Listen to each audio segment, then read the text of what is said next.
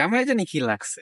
তো যাই হোক, আসসালামু আলাইকুম everyone, welcome back to my another brand new video. And আজকের ভিডিওটা একটু মশলাদার ভিডিও হবে, কারণ আমি আমার যে রাতের বেলা একটা ভিডিও করেছিলাম, সেই ভিডিওতে আমি বলেছিলাম যে আপনারা যদি ভিডিওতে 300 কমেন্ট করতে পারেন 48 ঘন্টার ভিতরে যদি 300 কমেন্ট করতে পারেন, আমি তাহলে আপনাদের জন্য নিয়ে আসব এই গাড়ি দিয়ে কিভাবে ডোনাট, ড্রিফট বা স্লাইডস যেটাই হোক কিভাবে করতে হয়। সো আজকে আপনাদের জন্য এই গাড়ি দিয়ে সেটা আমি করে দেখাবো। তবে কিছু কথা বলে নেই, আমি যে খুব ভালো পারি বা এরকমও না। আমি মাত্র একদিন করছিলাম, আর সেকেন্ড দিন হলো আমি করিনি, সেকেন্ড দিন হলো মইনুর ভাই করছিল ভিডিওতে। সো দ্যাটস ওয়াই হয়তো বা আমারটা এরকম প্রপার হবে না, বাট যতটুকুই হোক আশা করি আপনাদের সাথে শেয়ার করবো, আপনাদের ভালো লাগবে। তো চলেন ভিডিও স্টার্ট করা যাক।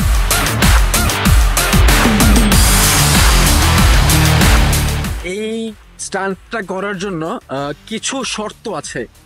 এই শর্ত বা ক্রাইটেরিয়াগুলো মেনটেন করলেই বা এই ক্রাইটেরিয়াগুলো ফিল আপ করলেই তখনই কেবল আপনি এই স্লাইডস বলেন কিংবা ডোনাটস বলেন বা ড্রিফটিং বলেন, এটা পসিবল, মানে প্রপার ওয়েতে পসিবল। এটার প্রথম শর্ত হলো আপনার গাড়িটা রেয়ার হুইল ড্রাইভ হতে হবে। মানে এটা একদম মানে আপনার জন্য সবচেয়ে সহজ হবে। অল হুইল ড্রাইভ দিয়েও যারা অনেক বেশি প্রফেশনাল হয় তারা করতে পারে, বাট রেয়ার হুইল ড্রাইভটাই বেসিক্যালি এইসব স্টান্টের জন্য ইউজ করা হয়। যেমন এই গাড়িটা একটা রেয়ার হুইল ড্রাইভ গাড়ি, দ্যাটস ওয়াই এই গাড়িটা দিয়ে পসিবল। যেমন Mark two rear wheel drive গাড়ি, সেই গাড়ি দিয়ে পসিবল।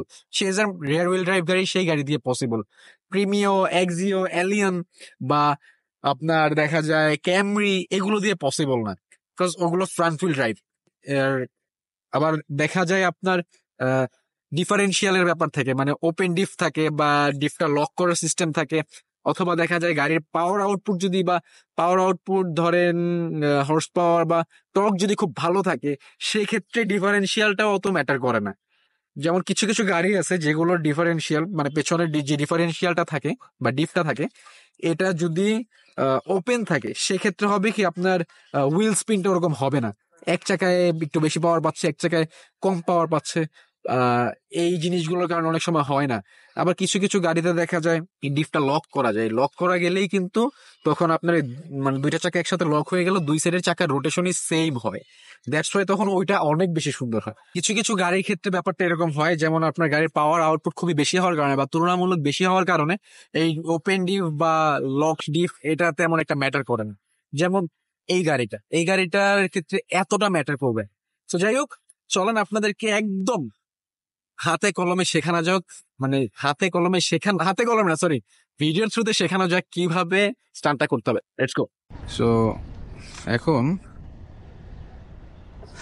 চলেন ট্রাই করা যাক। আমি যতটুকু পারি আপনাদের সাথে ততটুকুই শেয়ার করব। কিলো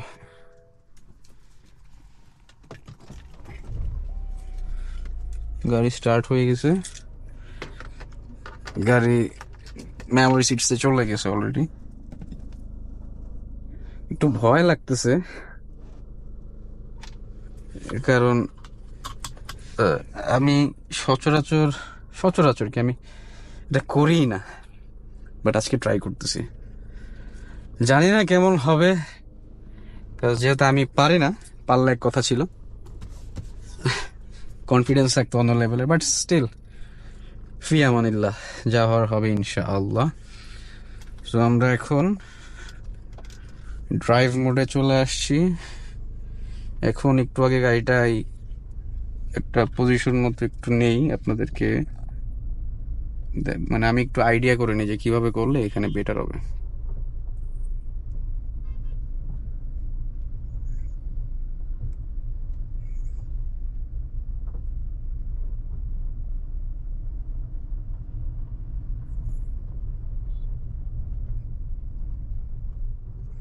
ওকে,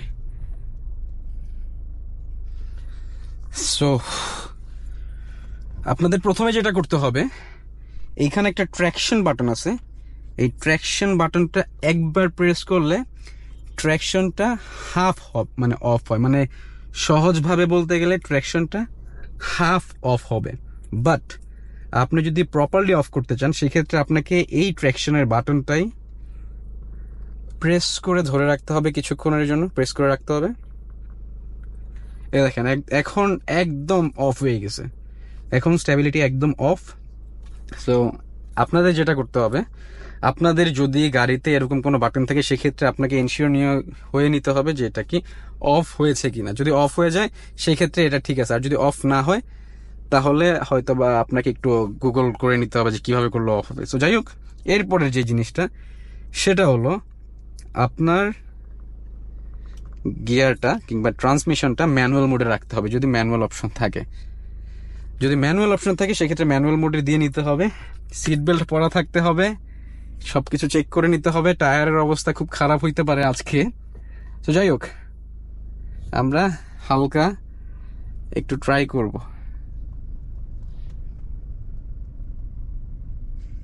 একটু দেখি দেখি দেখি দেখি এখন আমরা যেটা করবো, আচ্ছা একটা বাইক আসতেছে, বাইকটা চেয়ে নিক, বাইকটা যাওয়ার পরে ঘুরবো। দুইটা সিস্টেম আছে, একটা হলো ব্রেক প্রেস করে রেখে ব্রেক বুস্ট করে করা। আমি ওটা করতে চাচ্ছি না, ওইটা করলে একটু ক্ষতি হয় গাড়ির। সো আমরা যেটা করব, সাদাফ বলতেছে ঘুরাও, ডিরেক্ট থ্রটল।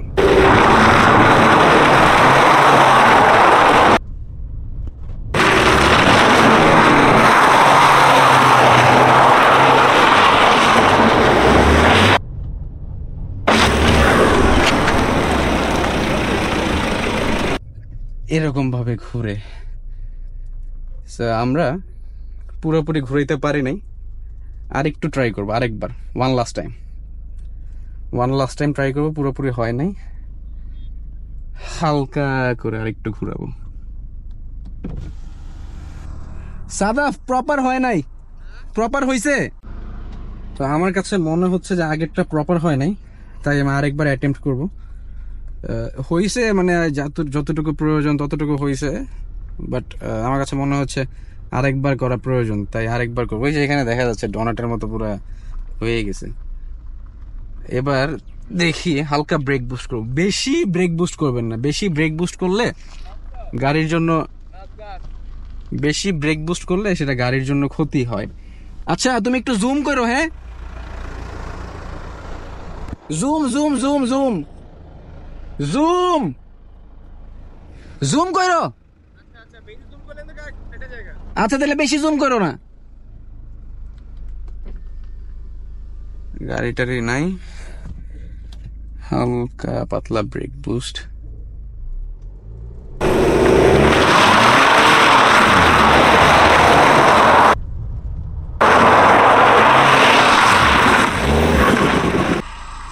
খারাপ না, পুরোপুরি তো ঘুরে নাই। এবারও ওয়ান লাস্ট টাইম আর দিবা, আরেকবার দিব। নিতে চাও তাহলে একটা মারতে পারো, ইচ্ছা তোমার।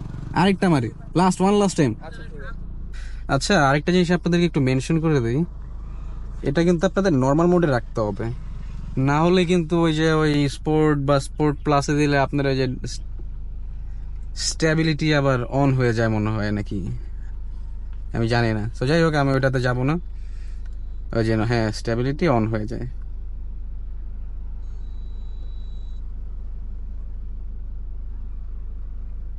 এবার অফ হয়ে গেছে।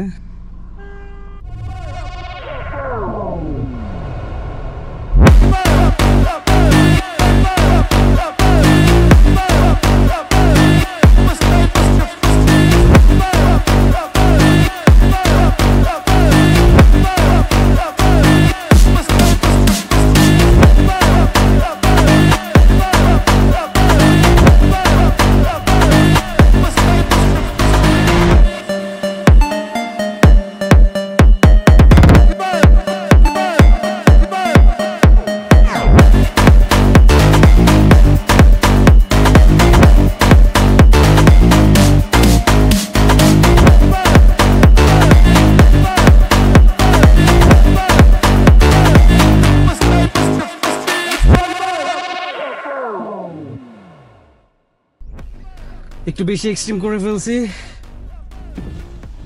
পুরো গোসল করে বাসাতে পেরেছিলাম। রাগ করছে নাকি আবার? একটা ড্রিফট মেরে গেল।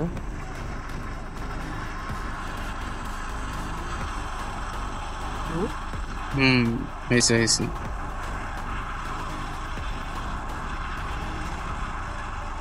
ওকে ওকে ওকে ওকে, মারাত্মক মারাত্মক।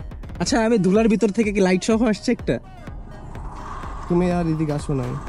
আসছে এই যে কিন্তু একটু ব্লার ওটা।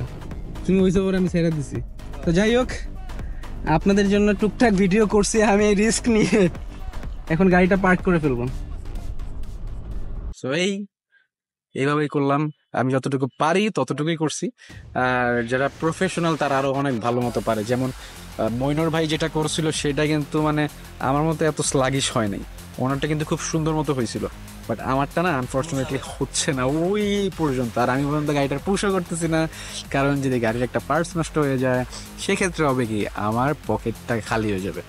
দ্যাটস ওয়াই অনেক চিন্তা ভাবনা করে বলছিলাম যে একবার করবো, একবার করছি, দুইবার করছি, তিনবার করছি, আর থার্ড টাইমে একটু বেশি করে ফেলছি।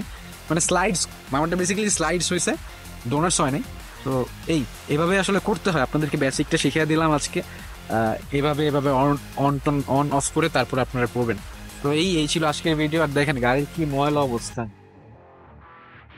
দেখেন কাছে এসো, এই দেখেন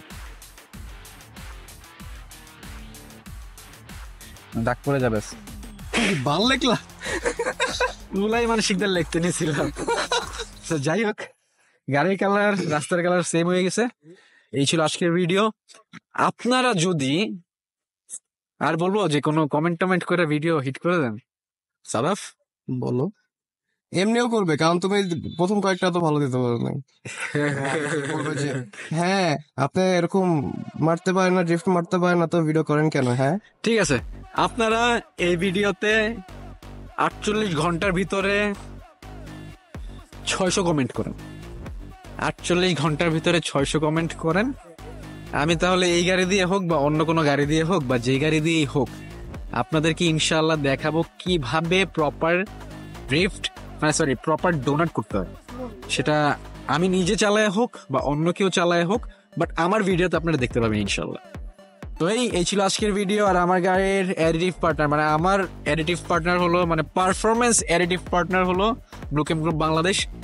আপনারা তাদের পেজে অনেক রকম পারফরমেন্স রিলেটেড, মানে পারফরমেন্স অ্যাডিটিভ পেয়ে যাবেন। সেটা হতে পারে ইঞ্জিন অয়েল রিলেটেড, সেটা হতে পারে আপনার গাড়ির নর্মাল ফুয়েল রিলেটেড, এরকম অনেক প্রোডাক্টস আছে তাদের কাছে। এছাড়াও ইঞ্জিন ক্লিনিং অনেক কিছু আছে। মানে এত 500টা লাইন আপ নিয়ে তো আসলে সবসময় বলা পসিবল না।